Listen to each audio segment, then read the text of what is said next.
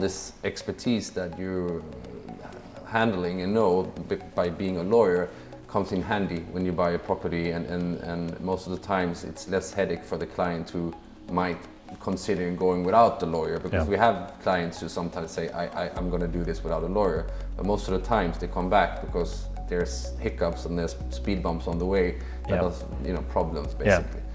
Well, I can now tell you an example what we had last month, where I really said, wow, good that they have a lawyer or someone who's really taking care of the properties. And it was a client who wanted to buy a house. That house left, right of the house, there's another house. So 20 years ago, it was one plot. They divided in two, and they built on each plot their property. Yeah.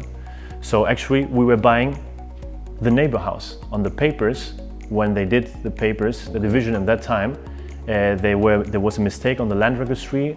So everyone was living in the other house on papers. So we were buying legally the neighbor house.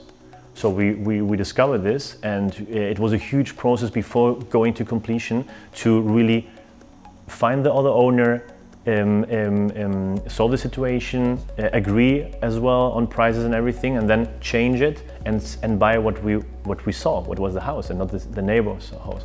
So they would never find it out, because even the lawyers who made the purchase in that time, because of course they're in the routine every day, they didn't really read carefully the inscription of the house in the land registry. And I guess that goes back to what we said, that sometimes it gives you certain security basically by going through a lawyer firm.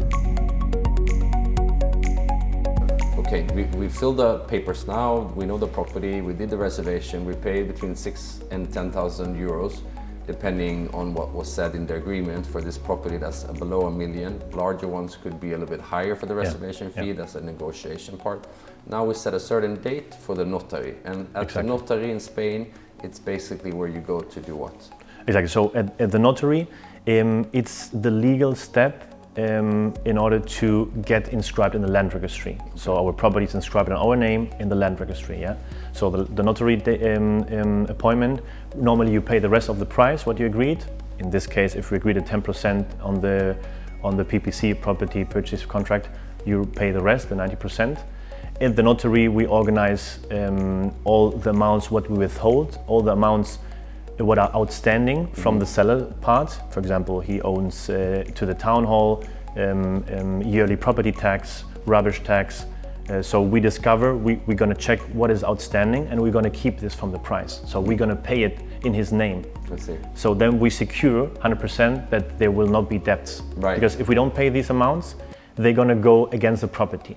So, so I will, for example, I will discover on the town hall, oh, this guy didn't pay, the seller didn't pay the last 2 years of property tax, so it's 3,000 euros. So instead of 100,000 to the seller, I'm going to give him 100 minus the 3,000, and I'm going to pay it. So the client always knows that he's going to be with a clean property when he goes to the notary. Well, it's basically hidden fees. Exactly, hidden fees.